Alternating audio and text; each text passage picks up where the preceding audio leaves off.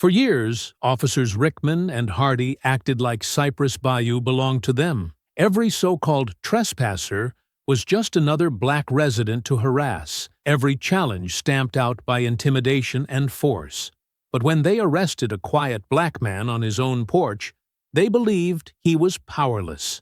Just another target, just another warning.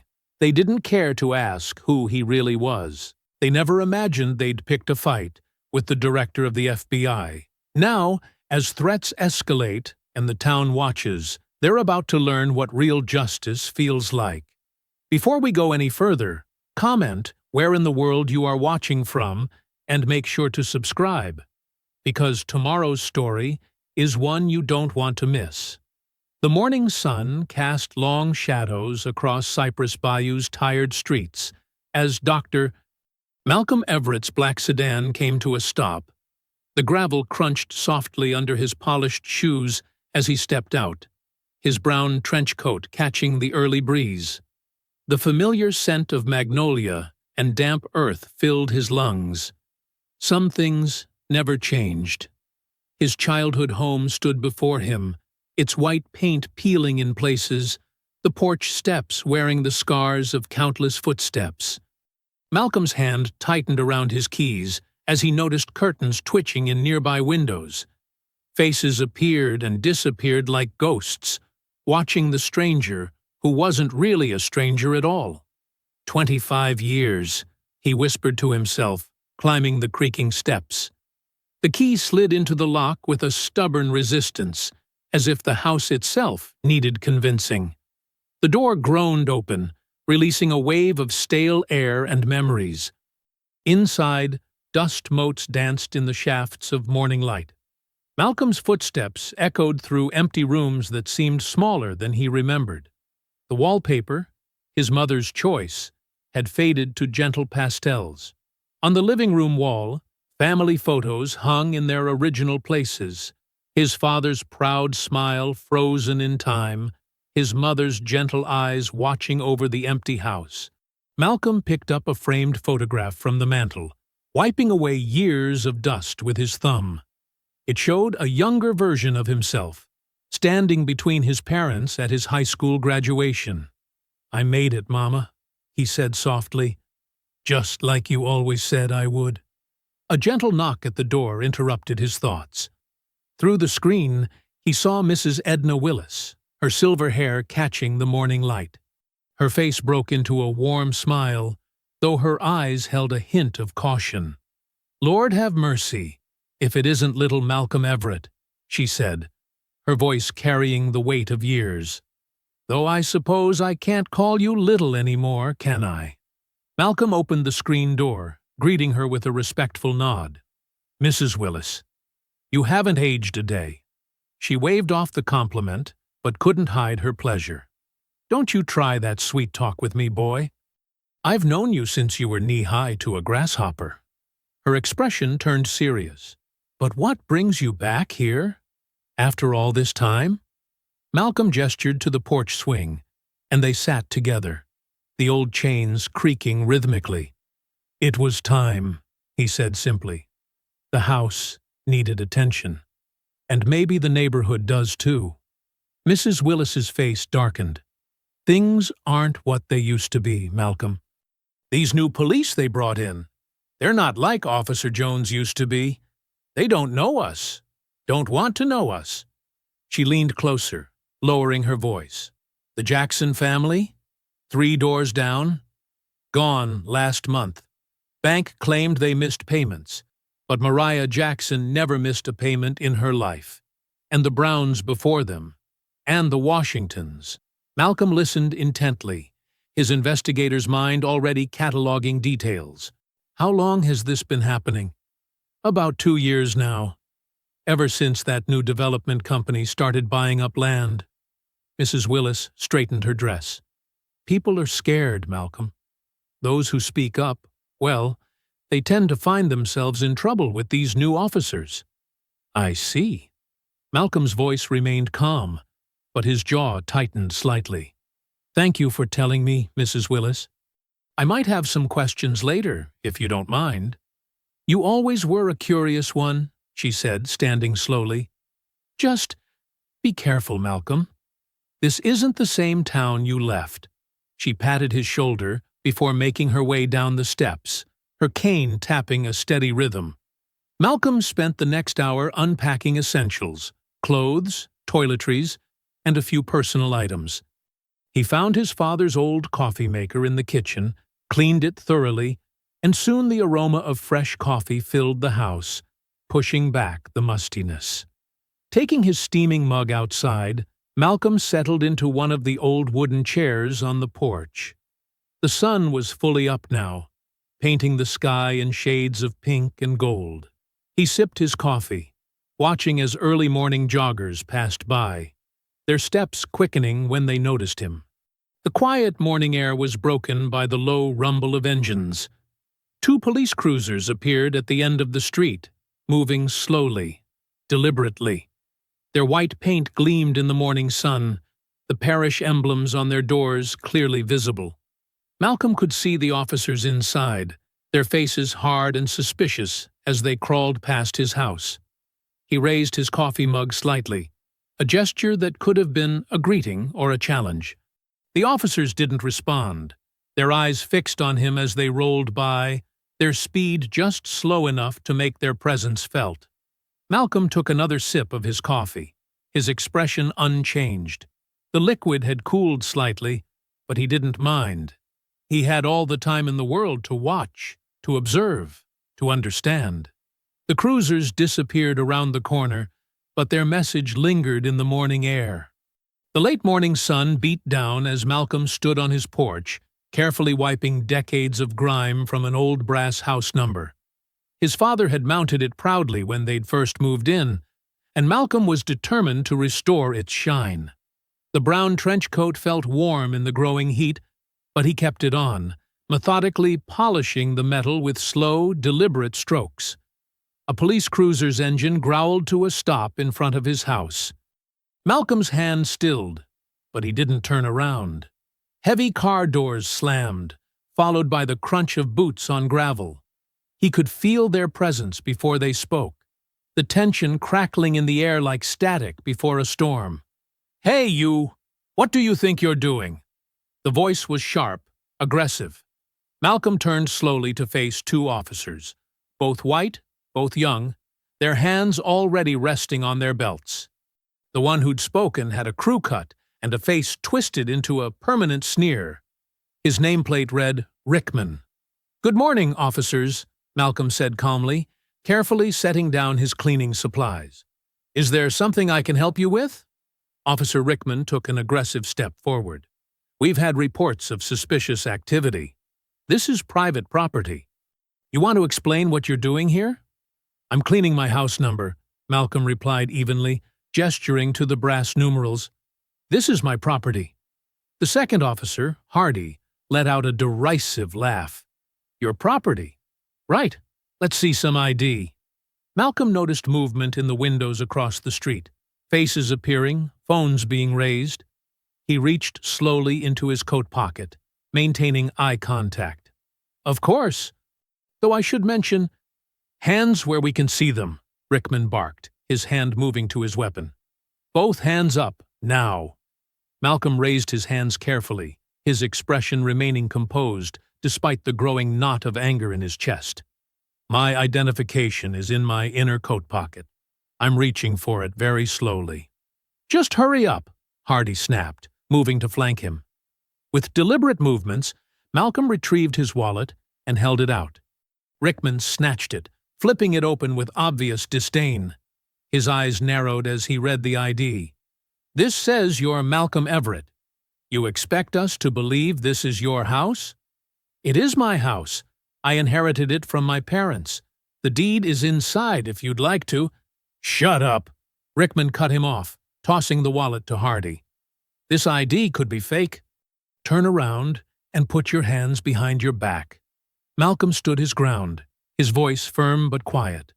"Officers, I understand you're doing your job, but this is my property. I have every right to—" Rickman moved with sudden violence, grabbing Malcolm's arm and slamming him face first against the wall. Pain shot through Malcolm's cheek as the rough siding scraped his skin.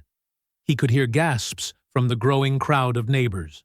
"Stop resisting!" Rickman shouted, though Malcolm hadn't moved. Cold metal bit into his wrists as the handcuffs clicked shut, ratcheted unnecessarily tight. "I am not resisting," Malcolm said through gritted teeth as Rickman wrenched his arm up painfully. "This is an illegal arrest, and you're using excessive force." "Oh, look who knows the law," Hardy mocked, roughly patting Malcolm down. "You can explain that downtown." Across the street, Mrs. Willis emerged from her house, her voice cutting through the tension. "You leave him alone. That's Dr. Everett. This is his house." "Ma'am, stay back or you'll be next," Rickman warned, shoving Malcolm toward the stairs. Malcolm stumbled but kept his balance, maintaining his dignity despite the humiliation burning in his chest. More neighbors were gathering now, phones recording the scene. Someone called out, "This ain't right!" Another voice shouted, "We're watching you, officers!" "Everyone back in your houses!" Hardy commanded, his hand on his weapon. "This is police business!" Malcolm was marched to the patrol car, Rickman's grip bruisingly tight on his arm. The officer pushed his head down roughly as he forced him into the back seat. The door slammed with a final thud. Through the window, Malcolm could see Mrs. Willis standing on her porch, phone raised high, her face a mask of righteous anger. Other neighbors clustered in small groups, some filming, others shouting protests. A young mother pulled her children back inside, her face tight with familiar fear. "You're making a serious mistake," Malcolm said quietly from the back seat. "Shut your mouth," Rickman snapped, starting the engine. "You can talk all you want at the station." The patrol car pulled away from the curb, leaving behind a crowd of angry voices. Mrs. Willis's shout carried above the rest. "We're calling everybody. You hear me? Everybody." "Threaten all you want, old woman," Hardy called back through his open window. "Next person who interferes gets arrested for obstruction." The car accelerated down the street, carrying Malcolm away from his childhood home for the second time in his life, but this time in handcuffs. Officer Rickman's grip remained painfully tight as he marched Malcolm through the double doors of the Cypress Bayou Police Department. The fluorescent lights cast harsh shadows across the worn linoleum floors, highlighting the scuffs and dirt now marking Malcolm's brown trench coat. The morning shift officers looked up from their desks, some smirking, others averting their eyes. "Look what we caught trespassing on Oak Street," Rickman announced proudly, giving Malcolm an unnecessary shove toward the booking desk. "City slicker here thought he could just walk right onto someone's property." Malcolm kept his posture straight, despite the uncomfortable bite of the handcuffs. "I'd like to contact my lawyer now," he stated calmly, his voice carrying across the suddenly quiet room. Hardy let out an exaggerated laugh. "Oh, you hear that? Lawyer talk already." He leaned in close to Malcolm's ear. "Listen here, friend. City slickers like you always get put in their place in Cypress Bayou. Might want to remember that." The booking sergeant, a heavy-set man with yellowed teeth, took his time shuffling papers. "Name?" he drawled, though Malcolm's ID sat right in front of him. "Dr. Malcolm Everett," Malcolm replied evenly. "And I'm formally requesting my phone call." "Awful demanding for someone caught breaking and entering," Rickman said, yanking Malcolm's cuffs tighter. "Maybe a few hours in holding will teach you some manners." Malcolm didn't flinch. "The law requires you to allow me to make a phone call. I'm also noting that you've yet to read me my rights, or properly document the reason for my arrest." The booking sergeant's face darkened. "You some kind of lawyer?" "No," Malcolm replied. "Just a citizen who knows his rights. Now, about that phone call." Hardy grabbed a clipboard and started writing. Suspect showed aggressive behavior during arrest, resisted officers' commands, demonstrated hostile attitude toward law enforcement. "That's not what happened," Malcolm stated firmly. And there are multiple witnesses with video evidence to prove it. Your word against ours, Rickman sneered. Who do you think people believe around here? A heavy door slammed, and the room's atmosphere shifted. Chief Ray Dalton strode in, his considerable bulk wrapped in a poorly fitted uniform. His face was flushed red, whether from the heat or anger wasn't clear. What's all this about? Dalton demanded, eyes narrowing at Malcolm. Caught this one trespassing on Oak Street, Chief, Rickman reported eagerly, getting real mouthy about his rights.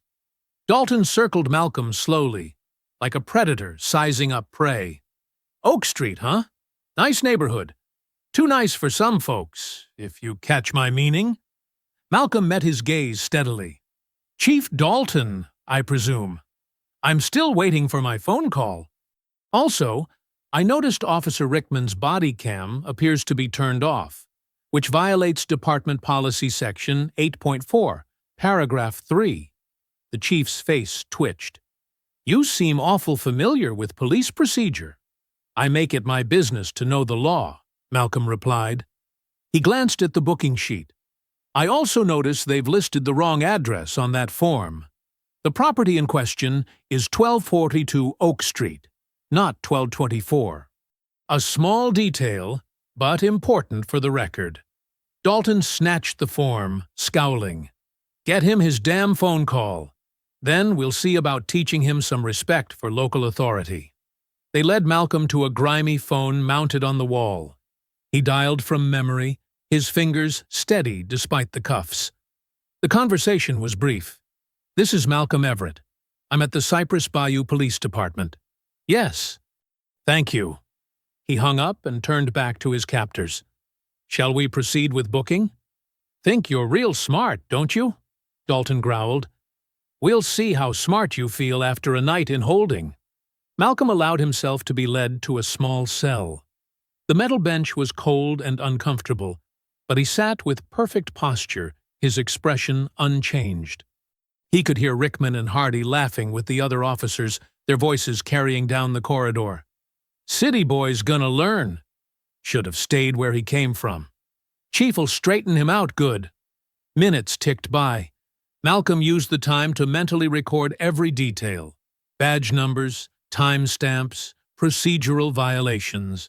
The chief's voice boomed through the station, making plans for what sounded like a press conference about maintaining order in our community. Then a phone rang. The station fell silent except for the chief's voice, now suddenly uncertain. Yes, sir. I understand, sir. But we had no way of… Yes, sir. Right away, sir. Malcolm watched through the cell bars as Chief Dalton's face drained of color. The man's hands were shaking as he lowered the phone, his eyes darting to the holding cell with something new in them. Fear. The chief stood frozen, sweat beading on his forehead, staring at Malcolm as if seeing him for the first time. The power dynamic had shifted so dramatically that even the other officers could feel it, their earlier bravado evaporating into confused silence. Within the hour, the station buzzed with nervous energy. Chief Dalton's meaty hand trembled as he unlocked Malcolm's cell, his earlier swagger replaced by a sickly pallor. My office. Now, he muttered, unable to meet Malcolm's steady gaze. Malcolm straightened his brown trench coat as he followed Dalton down the corridor. Officers who had been laughing earlier now pressed themselves against the walls, their faces masks of uncertainty. Through the glass walls of Dalton's office, they could see multiple phones ringing simultaneously. The chief's office was a shrine to his own authority. Walls covered with awards, commendations, and photos of him shaking hands with politicians. Now he slumped behind his desk, dabbing his forehead with a handkerchief as he juggled calls on speakerphone. Yes, Director Matthews, I understand the severity. Dalton's voice cracked. We had no idea that Dr. Everett was… A sharp voice cut through the speaker. That's FBI Director Everett to you, Chief Dalton. Do you have any idea the magnitude of your department's actions today? Malcolm sat quietly, hands folded in his lap, watching Dalton squirm. On another line, the state attorney general's voice boomed through the room. "Chief, you better pray those officers had their body cams on. We're sending a team to collect all footage and documentation immediately."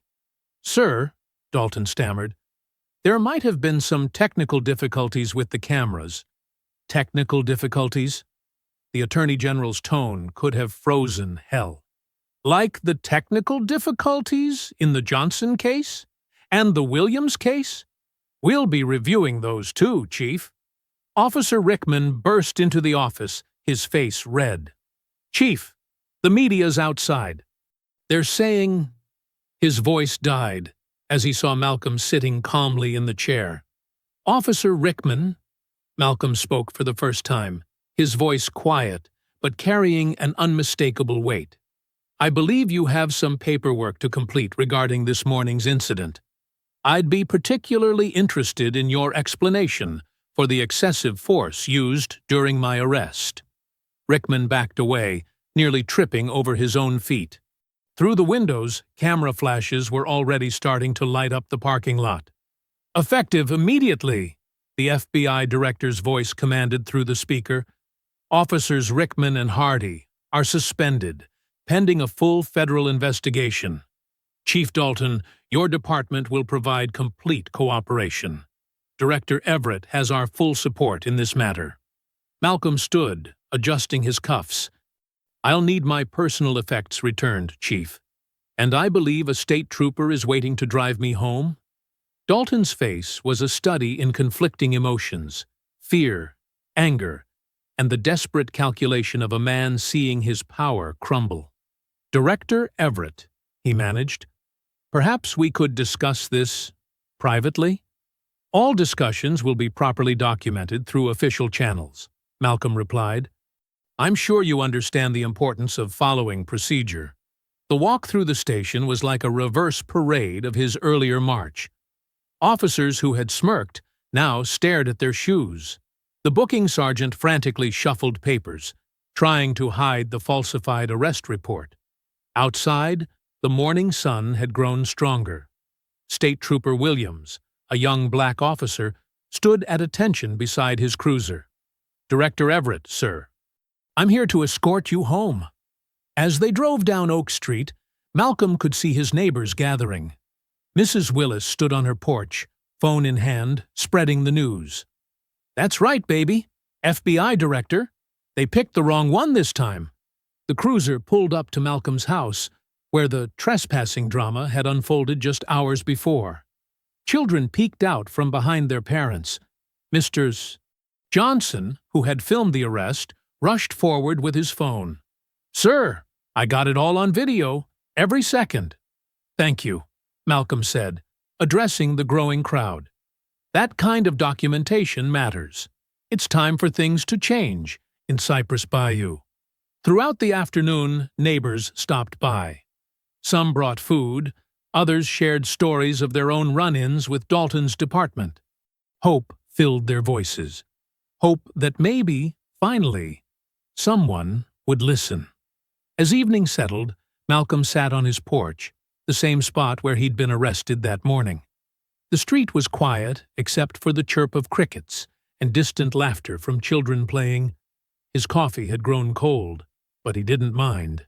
A pickup truck crawled past, its engine growling low. The headlights swept across the porch, lingering longer than necessary.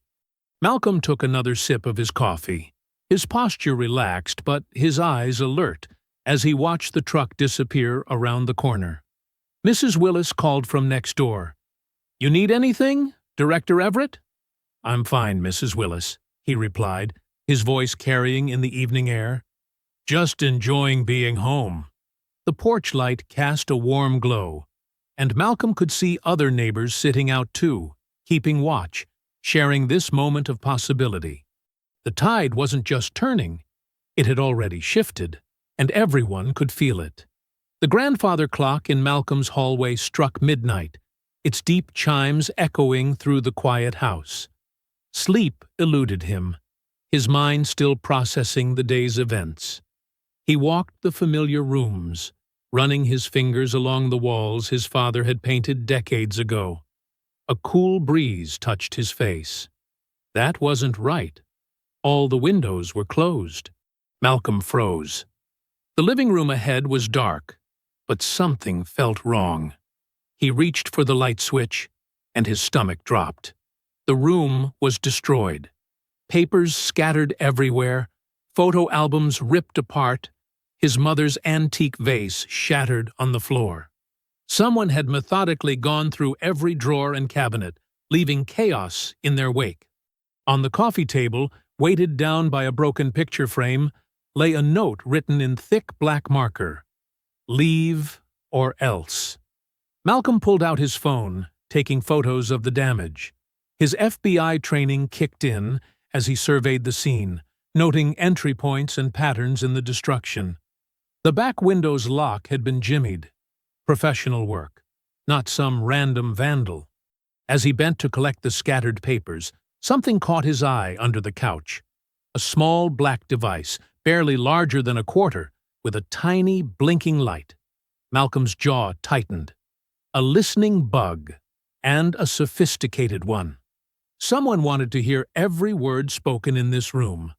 Glass exploded inward as a brick sailed through the front window. Malcolm dropped to the floor, years of training taking over. Through the broken window, he glimpsed a figure in dark clothing darting across his lawn. "Not today," Malcolm muttered, launching himself toward the door. His feet pounded down the porch steps as he pursued the shadow. The masked figure was fast, but Malcolm's longer stride closed the distance. Just as he was about to grab the intruder's jacket, they vaulted over Mrs. Willis's fence and disappeared into the darkness. Lights flicked on next door. "Malcolm! Malcolm!" Mrs. Willis called out. "I'm calling the police!" "Stay inside, Mrs. Willis!" Malcolm shouted back, scanning the darkness for any movement. Nothing. Police sirens wailed in the distance, but Malcolm felt no relief. Within minutes, Officers Peterson and Martinez pulled up, taking their time getting out of their cruiser. "Well, well," Peterson drawled, shining his flashlight deliberately in Malcolm's eyes. "Having some trouble settling in, Director?" Malcolm described the break-in, the bug, and the masked figure. Martinez made a show of taking notes, but his smirk said it all. Nothing would come of this. "Probably just kids," Peterson said, not even bothering to look at the damage. "You know how they get. Maybe they're not used to new neighbors." A car door slammed in the driveway. Councilwoman Anita Rhodes strode toward them, her face tight with worry.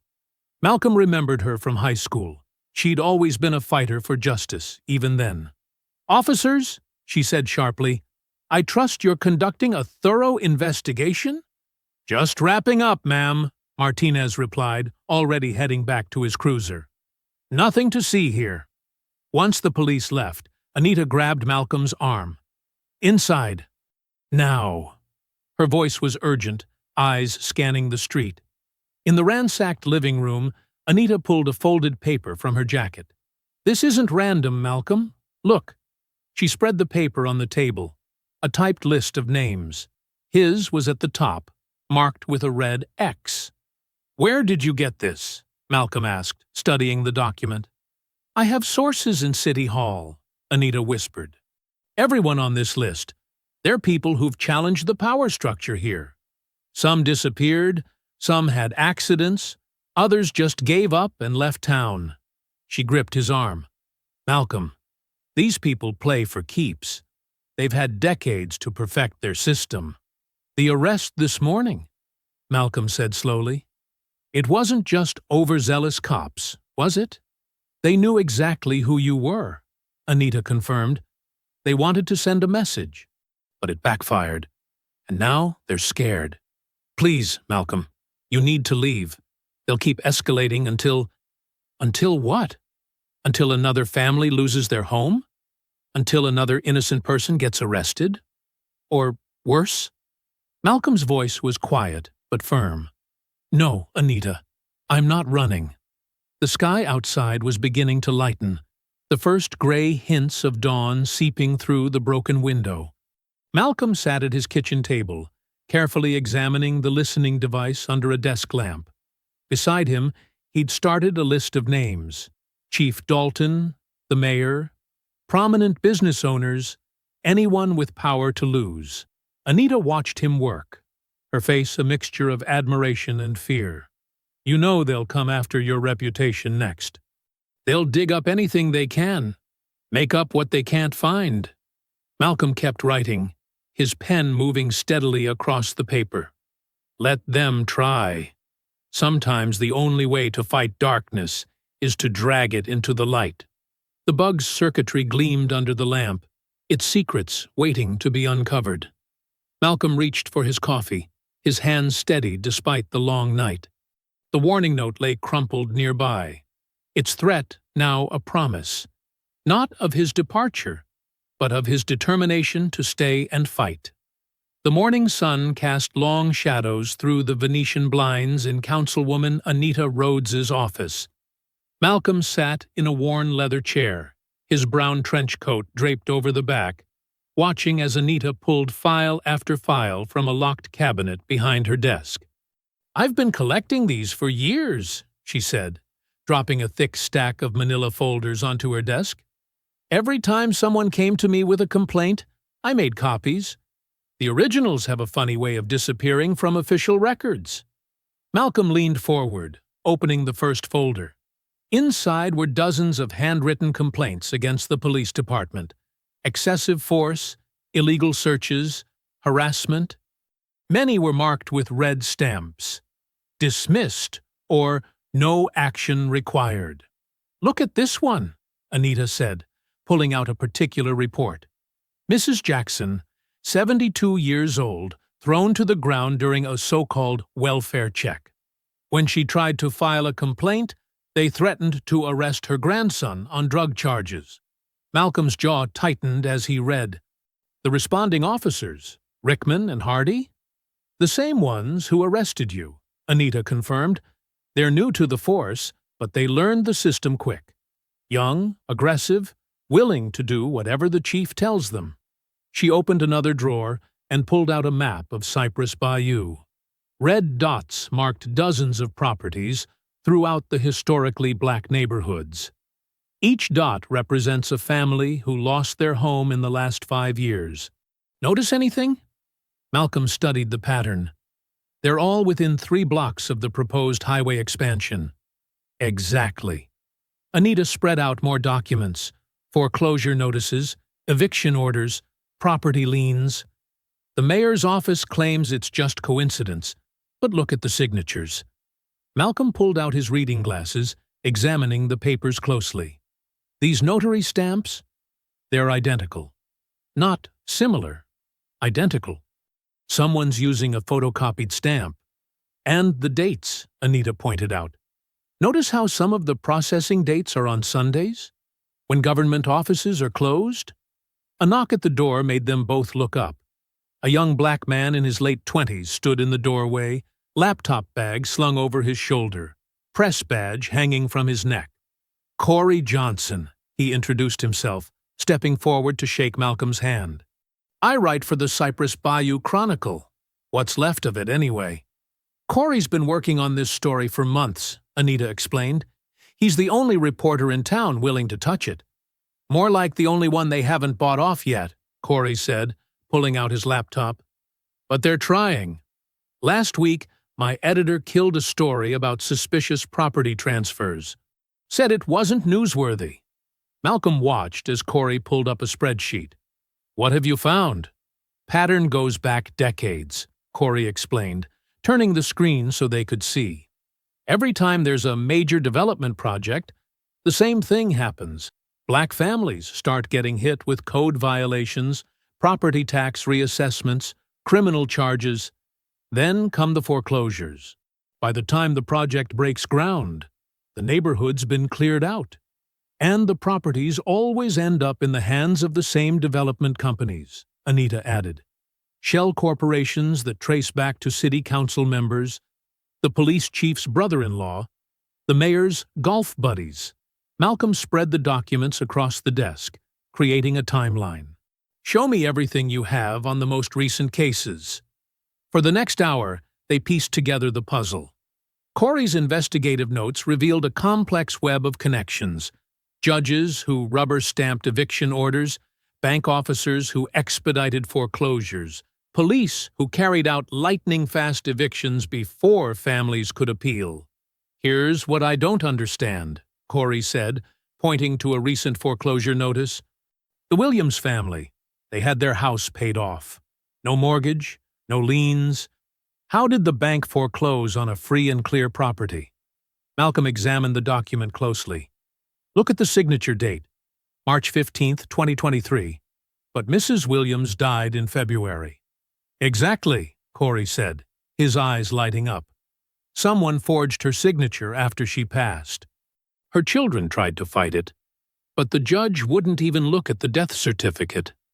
Anita checked her watch. "The county clerk's office opens at 1. If we hurry, we can pull the original property records before anyone realizes what we're doing."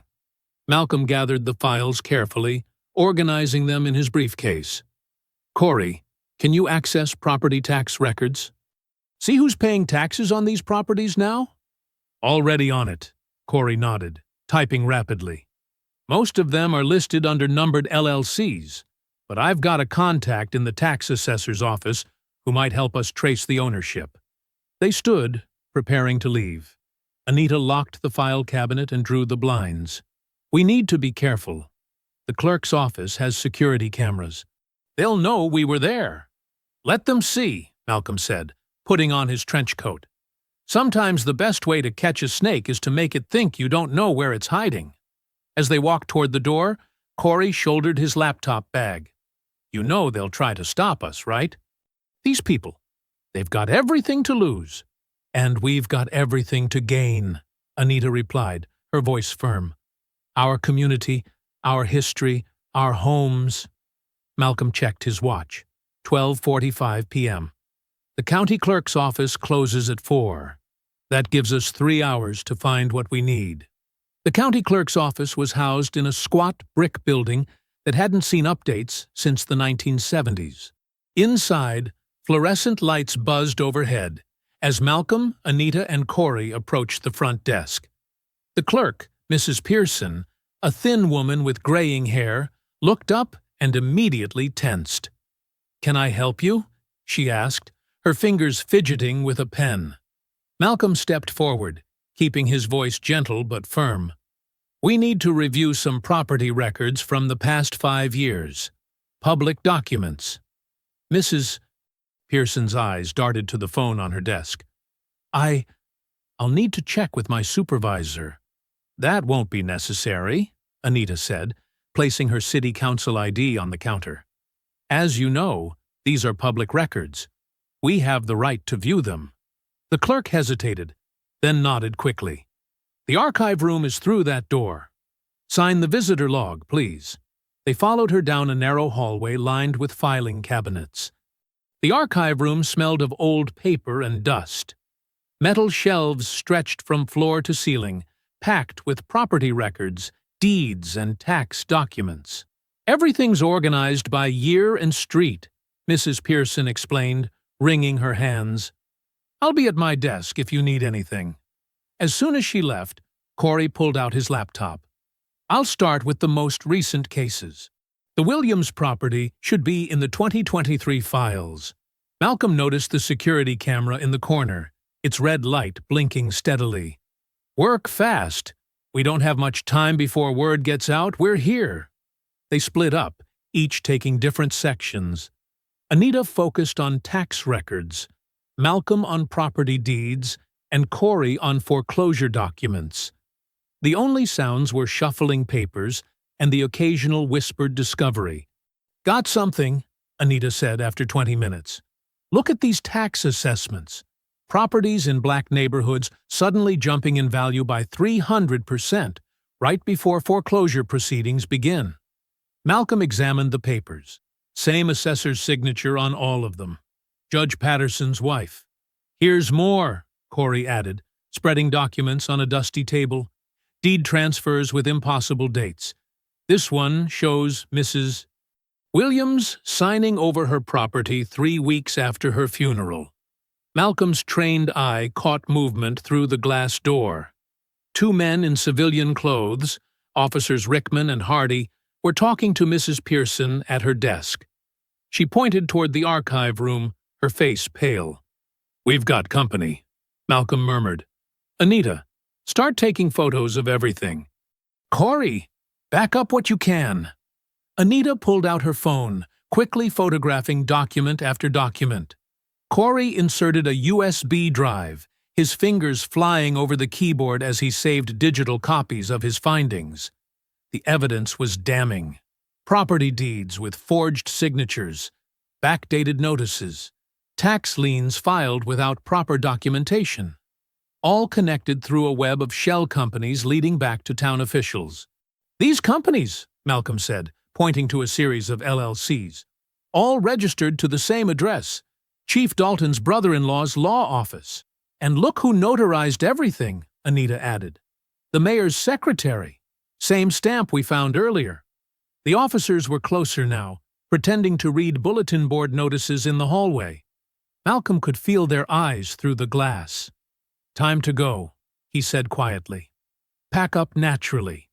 Don't rush." They gathered their notes carefully, trying not to draw attention. Corey saved his final files and pocketed the USB drive. Anita's phone was full of photos, safely uploaded to her cloud storage. As they stepped into the hallway, Officer Hardy suddenly appeared, bumping hard into Corey. "Oh, sorry there," he said with a smirk, his hand brushing Corey's jacket pocket. Corey stumbled, catching himself against the wall. When he straightened up, his face went tight. The USB drive was gone. "No problem, officer," Malcolm said smoothly, placing himself between Corey and Hardy. "We were just leaving." Officer Rickman blocked their path, arms crossed. "Find anything interesting in there?" "Just public records," Anita replied, her voice steady despite her racing heart. "Available to any citizen who asks." They pushed past the officers, feeling hostile eyes on their backs. Mrs. Pearson stared at her computer screen, refusing to look up as they passed. Outside, the afternoon sun was blinding after the dim archive room. They walked quickly to their cars, parked in different sections of the lot. "They got the drive," Corey said, his voice tight with anger. "All the scanned documents, my notes, everything." "Not everything," Anita assured him, patting her phone. "I got most of it backed up." "And you said you have files at home?" "Yeah, on my personal computer. Not as complete, but enough to start with." Malcolm watched the officers emerge from the building, Hardy tossing the stolen USB drive in his hand with a satisfied grin. "Let's meet at my house in an hour," Malcolm said quietly. "We need to plan our next move carefully." They separated, each heading to their own vehicle. Malcolm waited until Anita and Corey had driven away before starting his car. In his rearview mirror, he could see the officers watching, probably thinking they'd won this round. They didn't know that this was just the beginning. Corey's apartment was a small one-bedroom unit above a laundromat, the walls vibrating with the constant hum of dryers below. Malcolm paced the cramped living room, his brown trench coat swishing as he turned. The evening light filtering through dusty blinds cast long shadows across scattered papers and open laptops. "Most of my research is still here," Corey said, gesturing to his computer. "They got the fresh evidence, but I've been tracking these cases for months." Anita sat on a worn couch, scrolling through the photos on her phone. "The property records we found today connect at least 12 different foreclosures to the same group of shell companies." Malcolm stopped pacing, studying a wall where Corey had pinned newspaper clippings and sticky notes in a complex web. "We need to move fast. They know we're onto them now." The room smelled of cold coffee and takeout Chinese. Empty containers littered Corey's desk, evidence of long nights spent digging through records. A police scanner crackled quietly in the corner, a habit Corey had picked up after one too many close calls with local law enforcement. "Look at this pattern," Anita said, spreading photos across Corey's coffee table. Every property they targeted was owned free and clear, most passed down through generations. Malcolm leaned in to examine the documents when his phone buzzed. Mrs. Willis's name flashed on the screen.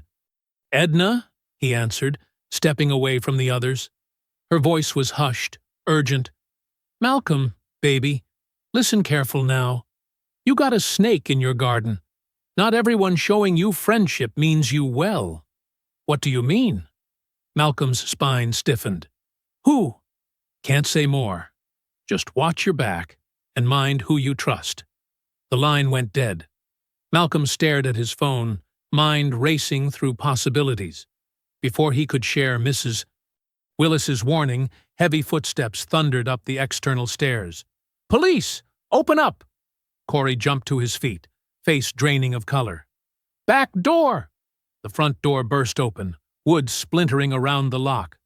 Officers flooded in, weapons drawn. Malcolm recognized Rickman and Hardy among them, looking far too pleased.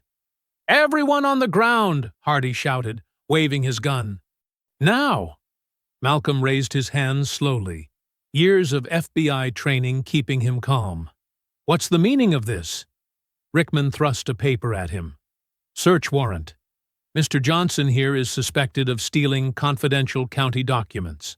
"That's ridiculous," Anita protested, as an officer roughly pushed her to her knees. "Those were public records." The officers began ransacking the apartment. They overturned furniture, dumped drawers, and yanked books from shelves. One officer accidentally knocked Corey's laptop to the floor, screen cracking. "Hey!" Corey started forward, but was slammed against the wall, hands wrenched behind his back. "Resisting arrest," Hardy smirked, snapping handcuffs too tight.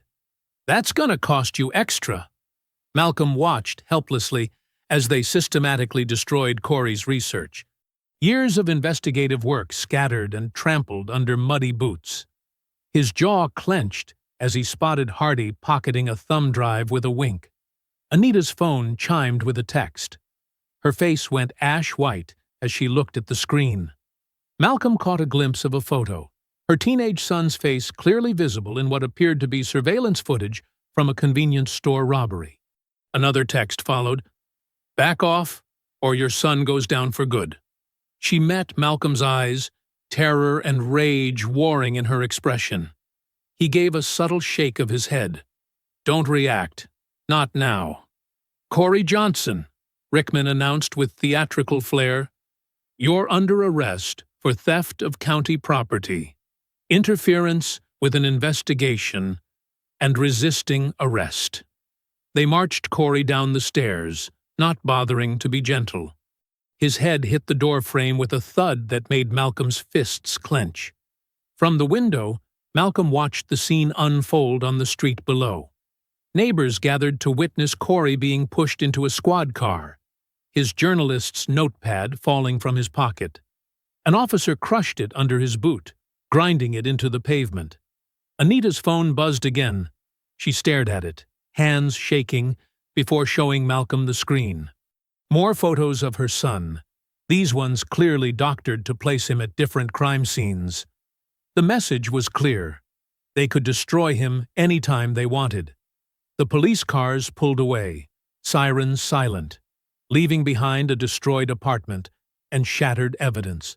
In the heavy quiet, Malcolm could hear the dryers still humming below, an oddly normal sound in the aftermath of violence. He surveyed the wreckage of Corey's home. Papers everywhere, furniture broken, computers smashed. Years of careful investigation scattered like confetti across the floor. But his eyes caught something the officers had missed. A loose floorboard under the overturned desk, slightly ajar. Before he could move toward it, Anita's phone chimed one final time. She didn't need to read it aloud.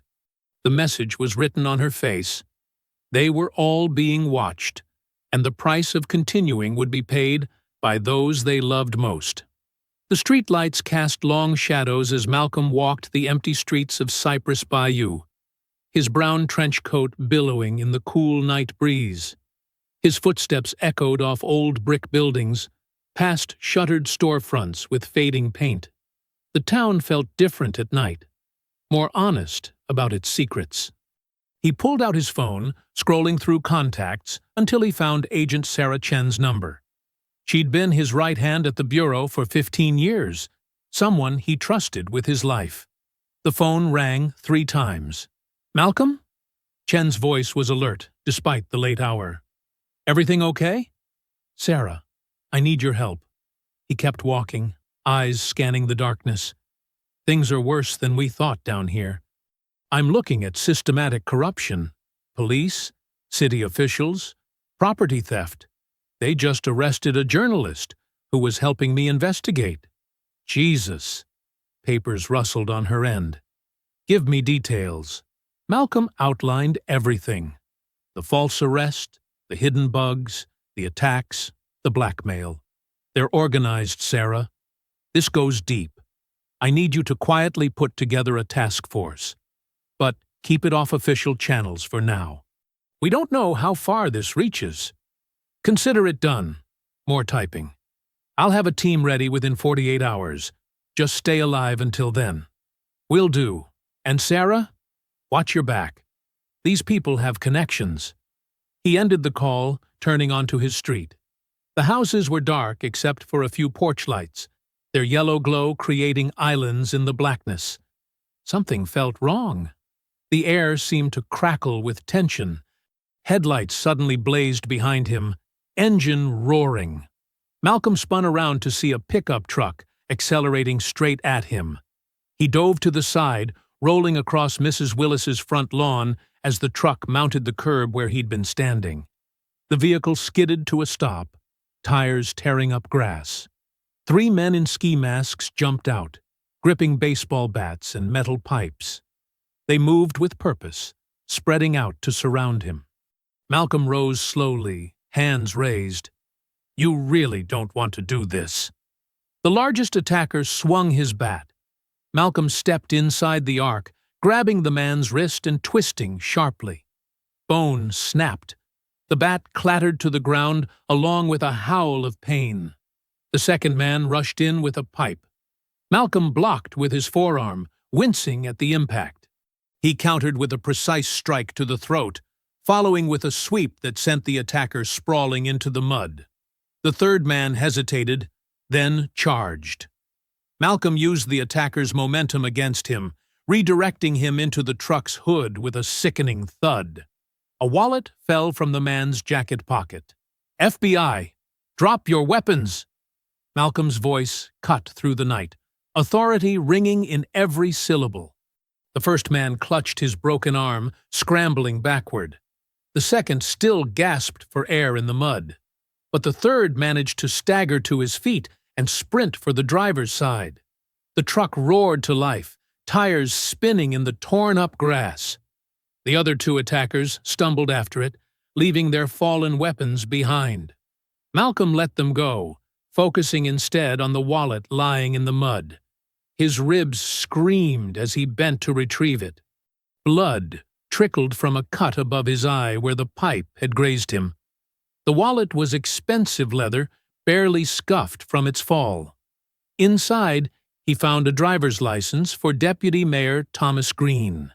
Pain shot through his leg as he limped toward his house. Every breath hurt. His trench coat was torn and muddy, spattered with blood, both his and theirs. The porch steps felt like climbing a mountain. Inside, Malcolm locked the door and drew the curtains. He made his way to the bathroom, wincing at his reflection in the mirror. The cut wasn't deep, but would need cleaning. His knuckles were raw, and dark bruises were already forming along his ribs. He opened the medicine cabinet, finding an old first aid kit. As he dabbed antiseptic on his wounds, his hands remained steady despite the adrenaline still coursing through his system. The FBI training had kicked in automatically during the fight, muscle memory taking over when it mattered most. Malcolm pulled off his ruined trench coat, draping it over the shower rod. The wallet sat heavy in his pants pocket, a solid lead at last. Deputy Mayor Green would have some explaining to do. In the kitchen, he filled a bag with ice for his ribs. The house creaked and settled around him, familiar sounds from his childhood now seeming ominous. He sank into a kitchen chair, body aching, and studied the ID in the wallet. Green's smiling photo stared back at him, oblivious to how this small rectangle of plastic would soon upend his world. Outside, a dog barked in the distance. Car tires crunched on gravel. Malcolm sat in the dark, holding his ice pack, waiting for his breathing to slow. The wallet represented something bigger than just one corrupt official. It was proof that the rot went all the way to the top. The sun crept over Cypress Bayou's horizon, painting the sky in shades of pink and orange. Malcolm sat in a corner booth at May's Diner, his coffee untouched. Every movement sent jolts of pain through his ribs. His face bore the evidence of last night's fight. A butterfly bandage above his eyebrow, dark bruises blooming along his jaw. The bell above the door chimed. Anita Rhodes entered, looking like she hadn't slept. Her usually pristine blazer was wrinkled, and dark circles shadowed her eyes. She slid into the booth across from Malcolm, her hands trembling slightly as she reached for the coffee pot on the table. "You look like hell," she said quietly, pouring herself a cup. "You should see the other guys." Malcolm pulled out Deputy Mayor Green's wallet and placed it between them. "One of them left us a present." Anita's eyes widened as she examined the ID. "Thomas Green? He's been pushing those urban renewal projects, the ones forcing black families out of their homes." She leaned back, running a hand through her hair. "Any word on Corey?" Malcolm shook his head. "They're holding him without bail, claiming he stole confidential documents." He winced as he shifted in his seat. "Your son?" "Nothing." Her voice cracked. "The photos they sent, they staged it perfectly. Made it look like he was breaking into the high school." She gripped her coffee cup tighter. "He's just 17, Malcolm. He's never been in trouble a day in his life." The morning waitress approached their booth, but Malcolm waved her away with a polite smile. He pulled out his phone, showing Anita a series of text messages. "I contacted Carmen Rodriguez at the Washington Post. She's ready to run the story. Police brutality, corruption, systematic displacement of minority homeowners. All of it. That's not enough." Anita reached into her bag, pulling out a thick manila envelope. "So I brought insurance." Her hands shook as she slid it across the table. Internal memos, backdated permits, emails between Green and developers. "They'll end my career for this, but I don't care anymore. Not after what they did to my boy." Malcolm carefully tucked the envelope into his jacket. "I've got backup coming, too. Called in a favor from the Bureau. A task force is assembling quietly. They'll be here soon." The diner's door chimed again.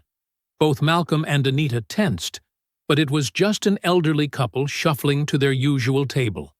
The smell of bacon and coffee filled the air, a strange contrast to the weight of their conversation.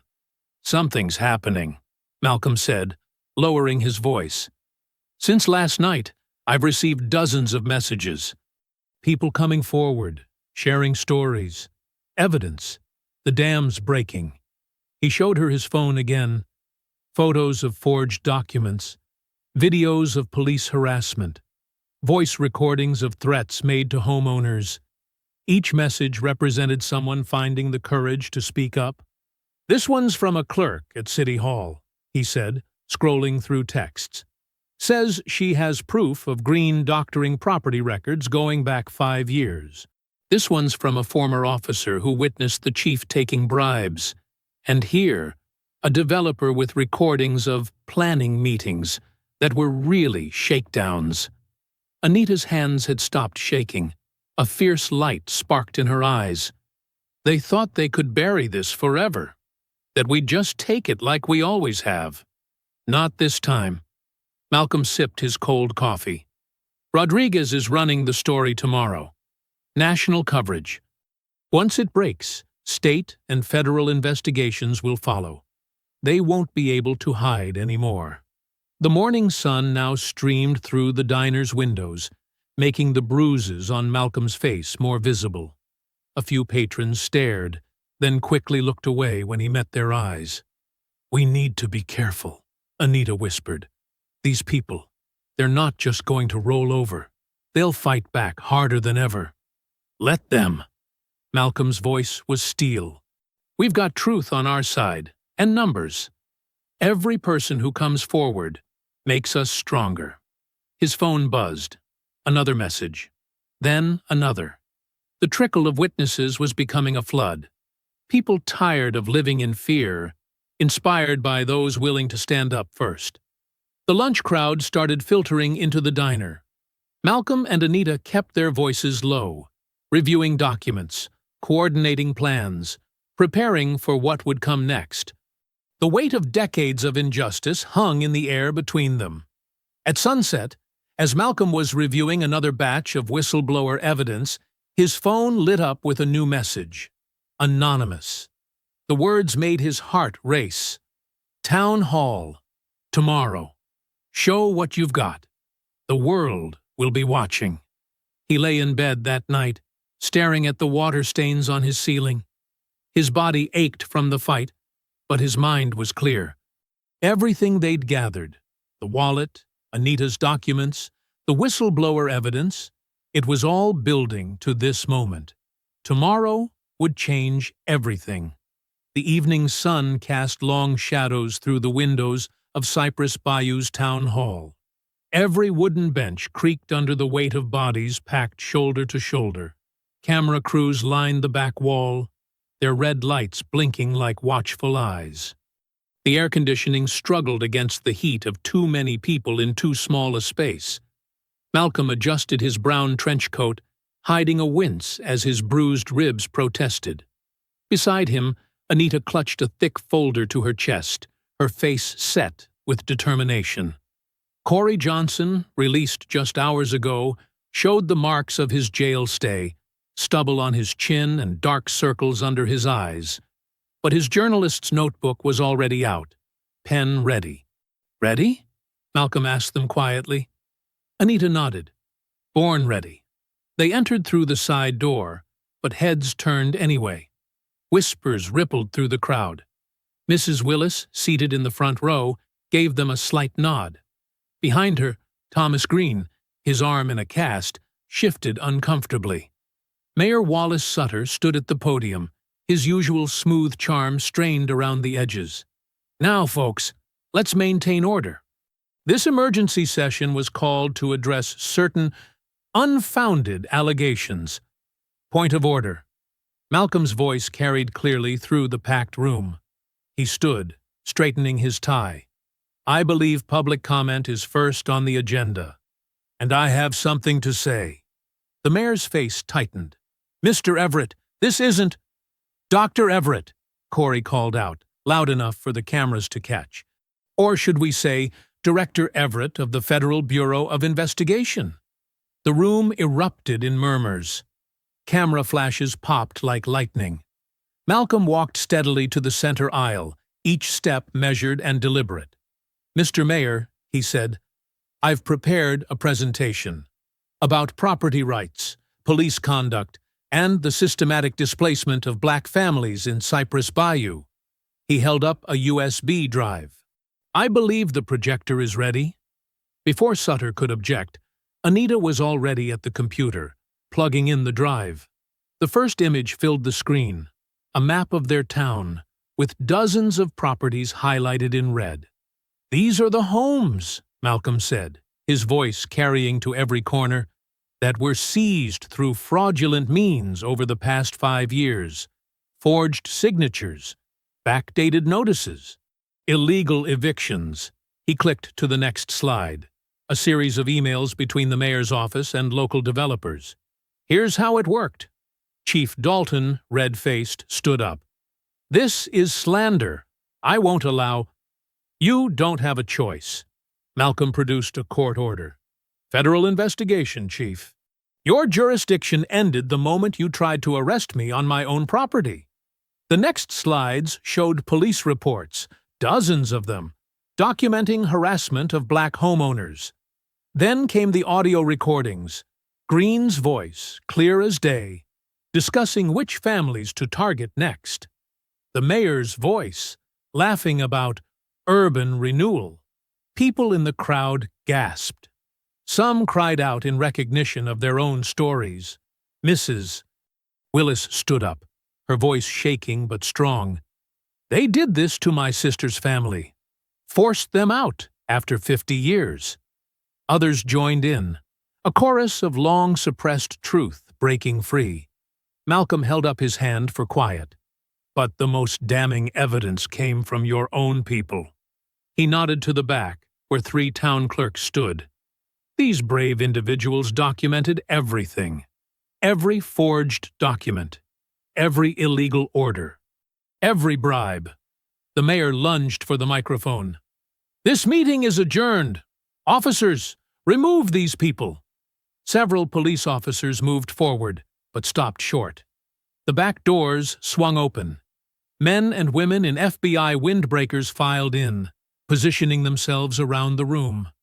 Malcolm's FBI badge gleamed as he held it up. I don't think so, Mr. Mayor. You see, this isn't just a town hall meeting. This is the beginning of a federal investigation into corruption, civil rights violations, and criminal conspiracy. Anita stepped forward, her voice strong. And a class action lawsuit. Every family you stole from is named. Every dollar will be repaid. Corey held up his phone. Live streaming to every major news network. No one can bury this story now. The crowd surged to their feet. Applause thundered through the room. Chief Dalton's face had gone from red to ashen. The mayor gripped the podium, knuckles white. Malcolm clicked to the final slide. A simple list of names. These are the families who lost their homes. Their stories will be heard. Their property will be restored. His eyes met the chief's, then the mayor's. And those responsible will face justice. More people stood, sharing their stories. Reporters scribbled frantically. Cameras whirred.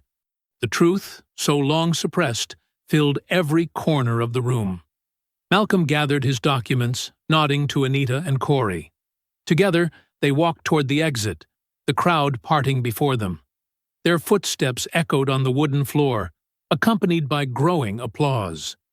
Chief Dalton watched them pass, his hand clenched into a fist. But he couldn't stop what was happening. Not anymore. The cameras kept rolling, recording every moment of his defeat. The victory at Town Hall felt distant now as Malcolm gripped his steering wheel, driving through the dark streets of Cypress Bayou. His brown trench coat was folded in the passenger seat, and sweat dampened his collar despite the cool night air. Street lights cast yellow pools on the empty roads, and his mind raced with the day's events. His phone buzzed, a text from Anita. Be careful. They're desperate now. The words had barely registered when his rearview mirror filled with blinding headlights. A black SUV appeared from nowhere, engine roaring. Malcolm pressed the accelerator, but the SUV slammed into his rear bumper. The impact jolted him forward, his seatbelt cutting into his chest. Not here, he muttered, trying to maintain control of his car. Not after everything! The SUV rammed him again, harder. His car fishtailed, tires screaming on the asphalt. Malcolm fought the wheel, using every bit of his FBI defensive driving training. The SUV pulled alongside, its tinted windows rolling down. Malcolm caught a glimpse of ski masks in the darkness. Then came the metallic glint of gun barrels. The first shots shattered his driver's side window. Glass sprayed across his face as he ducked, yanking the wheel hard right. More bullets punched through metal and upholstery. The acrid smell of gunpowder filled the air. His car slammed into a curb, the impact deploying airbags in a white explosion. Through the powder and chaos, Malcolm saw the SUV screech to a stop, blocking the road ahead. 4 men jumped out, weapons raised. Malcolm didn't hesitate. He kicked his door open and rolled out, staying low. More shots cracked through the night. One bullet clipped his left arm, sending hot pain through his shoulder. He scrambled behind a parked car, blood already soaking his white shirt sleeve. "Get him!" a voice shouted. "The boss wants proof." Malcolm sprinted between houses, his dress shoes slipping on wet grass. He vaulted a fence, landing hard in someone's backyard. Dogs started barking. Lights flicked on in windows. He could hear his pursuers crashing through bushes behind him. Another fence, another yard. His arm throbbed, leaving a trail of blood droplets. Malcolm's breath came in ragged gasps as he pushed through the pain. He'd survived worse in the field, but he was older now, and these weren't trained operatives he could outmaneuver. These were desperate men with nothing left to lose. A bullet splintered the fence beside his head. Malcolm dove behind a children's play set, his heart pounding. He needed to think, needed to. His foot caught a garden hose. He stumbled, rolling across damp earth. When he tried to push himself up, his injured arm gave out. Blood loss was making him dizzy. Flashlight beams swept the darkness. They were getting closer. Malcolm spotted a shed tucked against the back of the nearest house. Half crawling, he made it to the door. It was locked, but the wood was old. One solid kick near the handle, and it splintered open. Inside, he pressed himself between a lawnmower and stacked flower pots. His fingers trembled as he pulled out his phone, leaving bloody smears on the screen. The FBI had a special emergency code, 4 numbers that would trigger an immediate response. If he could just... Footsteps crunched on gravel outside. Malcolm held his breath, typing the numbers with agonizing slowness to avoid any sound. "Check the shed," a voice growled. Malcolm hit send just as a flashlight beam cut through the gaps in the wooden walls. His vision swam. The blood loss was getting worse. He tried to apply pressure to the wound, but his fingers felt numb and clumsy. A dog started barking frantically next door. Then another joined in. "Cops!" someone hissed. "They're coming from both directions." The footsteps retreated. Car doors slammed in the distance. An engine roared to life and faded away. Malcolm sagged against the wall, his consciousness flickering. Sirens wailed, getting closer. Red and blue lights painted the shed's interior in alternating flashes. He could hear car doors opening, voices shouting, but it all seemed very far away now. The shed tilted and spun around him. His phone buzzed weakly. Messages from Anita, from Corey, from his FBI contact. Breaking news alerts about his criminal past, about his fraudulent claims at the town hall. The mayor's office was already spinning their story. Malcolm's head dropped to his chest. The blood had soaked through his shirt, dripping onto the shed's dirt floor. The sirens seemed to be coming from underwater now. His eyelids felt impossibly heavy.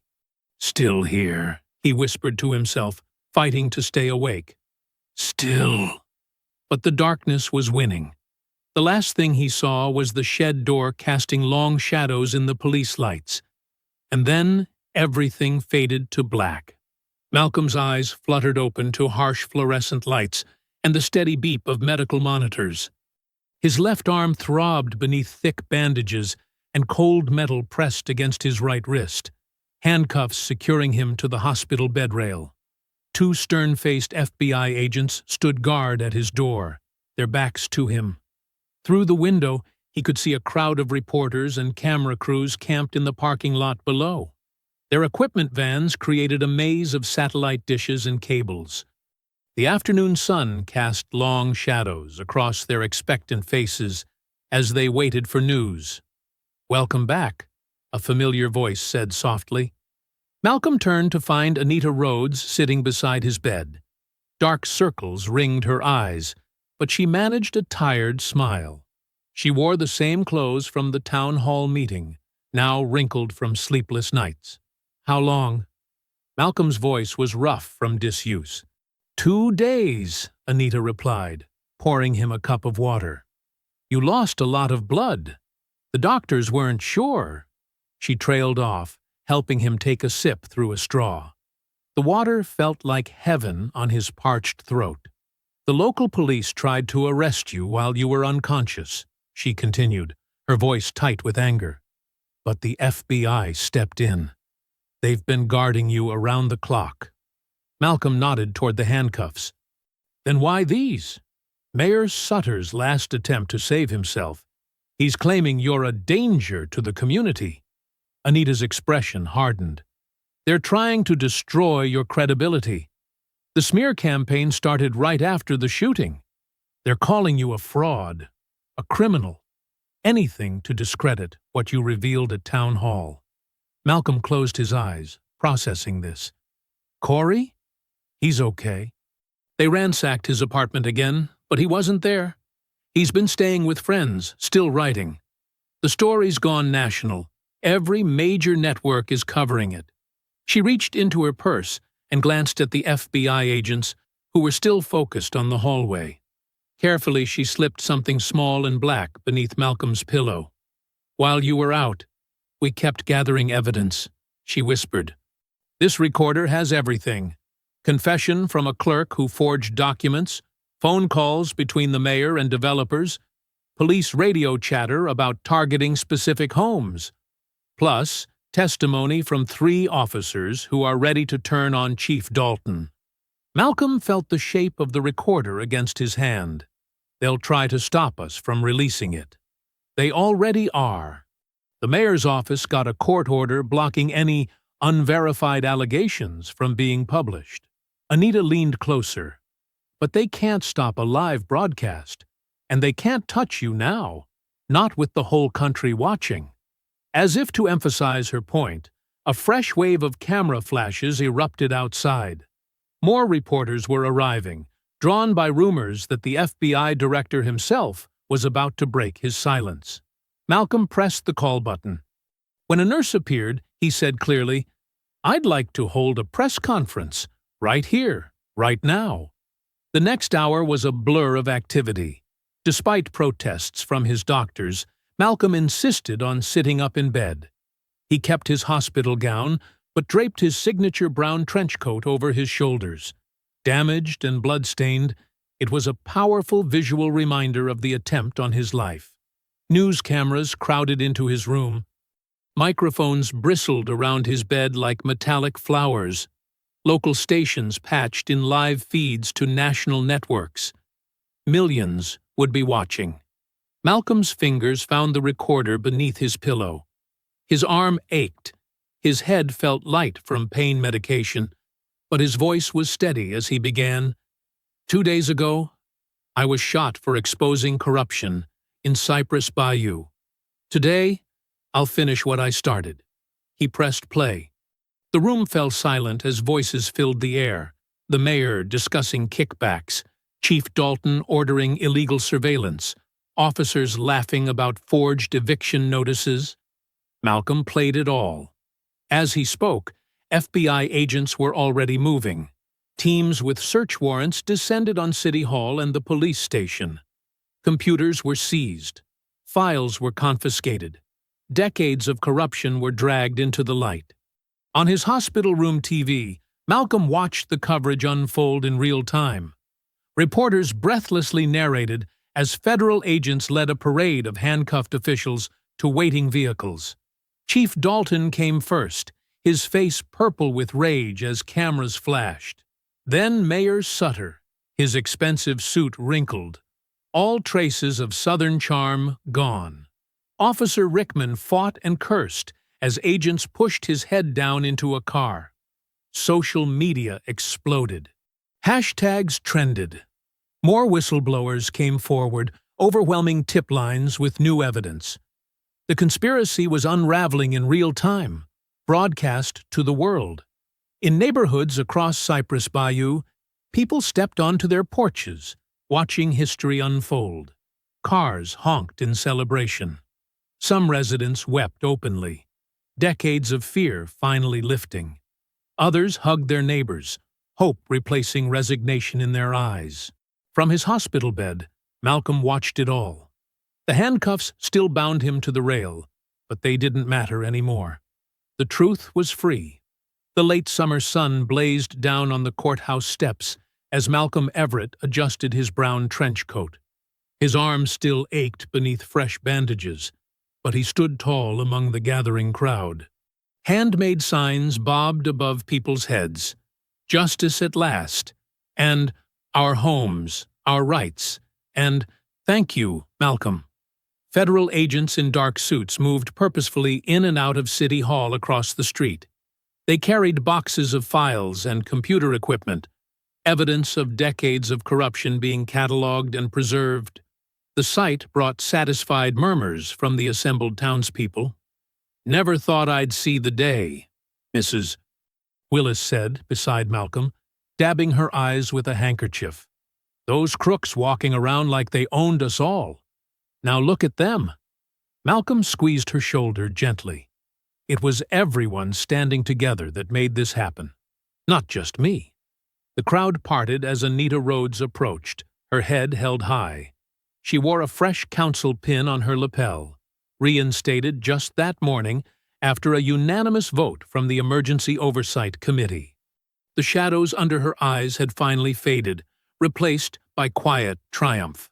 "The first housing restoration orders just came through," she announced, holding up a stack of papers.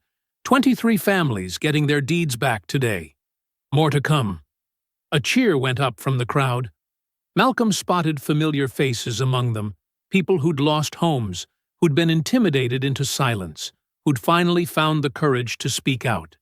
They were crying, hugging, lifting their children onto shoulders to see. Corey Johnson pushed through the crowd, his press badge gleaming new around his neck. A national newspaper logo replaced his local credentials.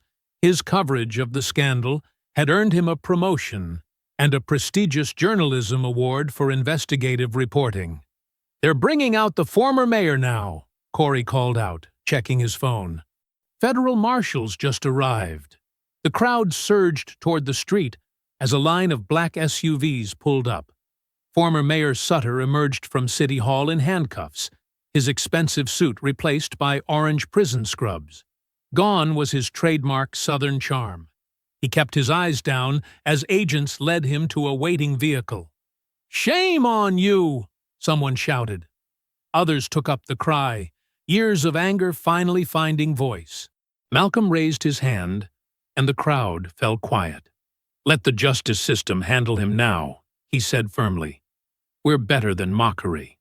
His words carried weight. The shouting subsided into determined silence as Sutter was driven away. One by one, other arrested officials followed. The police chief, corrupt officers, clerks who'd forged documents. Each exit marked another piece of the old power structure being dismantled. A group of FBI officials emerged next, led by Malcolm's former deputy director. They carried boxes of new materials, training manuals, oversight procedures, community policing guidelines.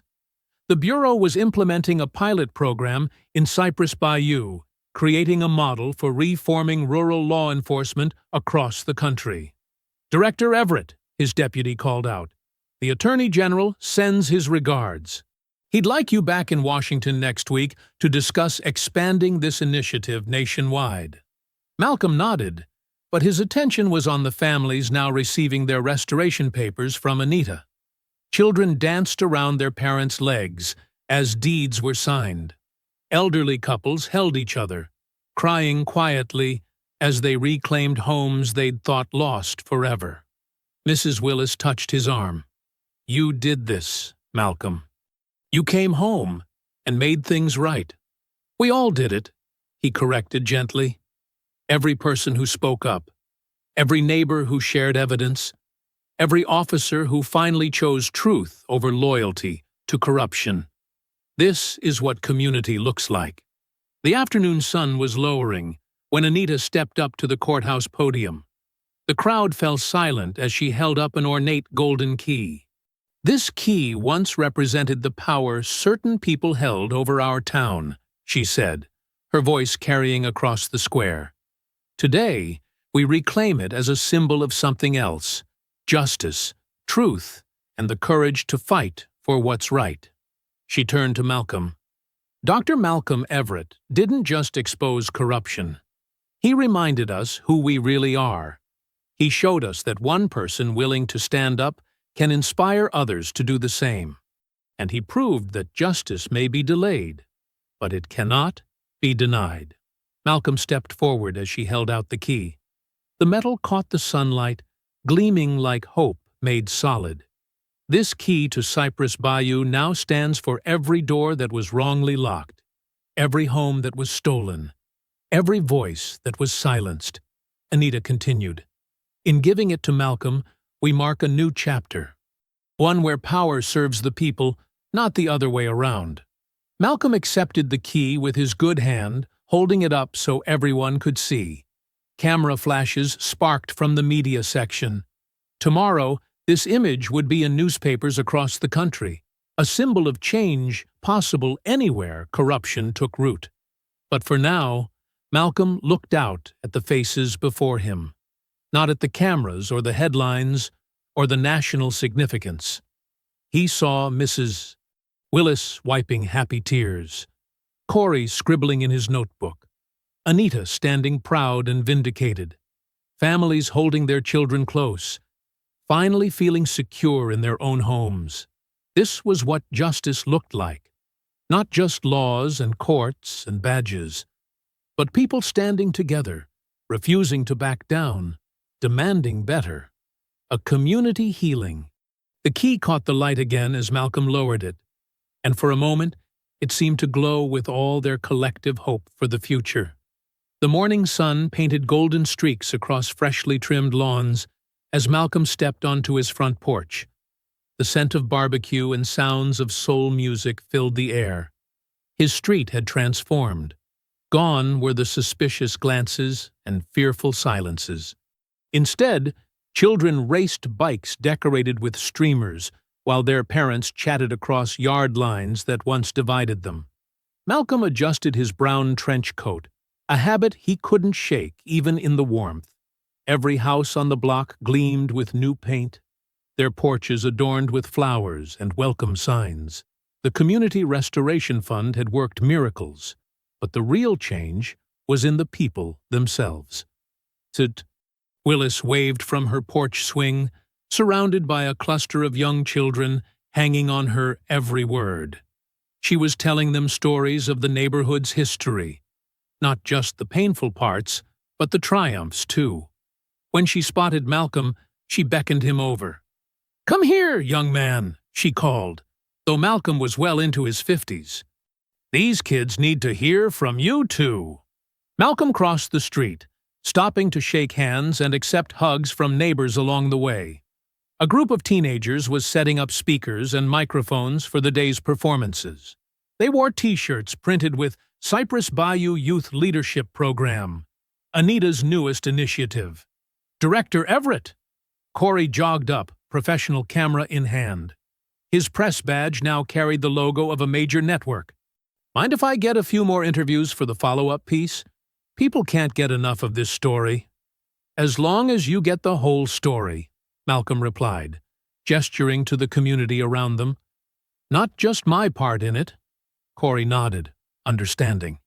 He'd grown from an ambitious reporter into a thoughtful journalist who knew the power of telling complete truths. He moved through the crowd, capturing moments both big and small. Elderly couples slow dancing to Motown classics. Children learning double Dutch from their grandmothers.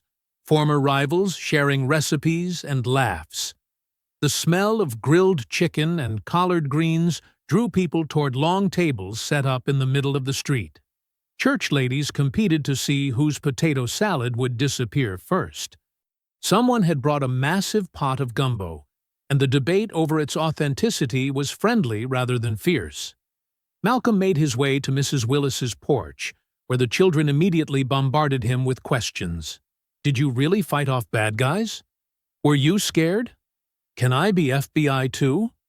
The real heroes, Malcolm told them, are the people who never gave up hope, like Mrs. Willis here, who kept watch over this neighborhood for decades, like your parents, who stayed strong even when things seemed darkest. Mrs. Willis dabbed her eyes with a handkerchief. We just needed someone to remind us of our strength, she said softly. You did that, Malcolm. You came home when we needed you most. The music shifted to an old gospel tune, and more people gathered to dance in the street. Malcolm spotted Anita directing volunteers, her council pin catching the sunlight. She'd turned her office into a community center, hosting weekly meetings where residents could voice concerns and share ideas. Everyone, Anita called out, tapping a microphone. The crowd quieted, turning toward her. I want to announce something special. Thanks to the settlement funds and generous donations, we're launching the Everett Fellowship for Young Leaders. Every year, 10 local students will receive full college scholarships and mentorship opportunities. Applause erupted. Parents hugged their children tighter, hope shining in their eyes. The possibilities felt endless now. Doors that had been sealed shut were finally opening. Malcolm watched as families who'd lost homes embraced neighbors who'd helped them fight back. The woman from 3 doors down, who'd secretly documented police harassment for years, now sat proudly with her grandchildren. The young couple who'd almost lost their house to forged papers were teaching their daughter to step dance on the sidewalk. Corey filmed it all, his camera capturing the moment when Mrs. Willis pulled Malcolm onto the dance floor. Despite his protests about his injured arm, she insisted he attempt the electric slide. His usually serious face broke into a rare, full smile as he moved with the crowd. See? Mrs. Willis laughed. Justice got rhythm too. The day stretched on, sun high and bright above them. Children played tag between the adults' legs, their shrieks of laughter drowning out even the music sometimes. Older residents shared stories of the neighborhood's past, not just the struggles, but the joy and resilience that had always lived here. Someone had hung a banner between 2 trees. Welcome home, Cypress Bayou. Below it, people continued to dance, eat, and celebrate. The wounds weren't all healed. Some scars would take generations to fade. But here, in this moment, the community had found its voice again. They weren't just surviving anymore. They were thriving. As afternoon settled into early evening, Malcolm watched it all from his porch steps. His brown trench coat was draped over the railing now, a symbol of authority relaxed among family, because that's what they had become. Not just neighbors, but a true family, bound by shared struggle and triumph. The stars began to peek out, one by one, as dusk approached. Malcolm sat back in his chair, feeling the gentle weight of contentment settle over him. Justice, he realized, wasn't just about laws and courts. It was about restoration, about bringing light back to places that had been kept in shadow for too long. I hope you enjoyed that story. Please share it with your friends and subscribe so that you do not miss out on the next one. In the meantime, I have handpicked 2 stories for you that I think you will enjoy. Have a great day.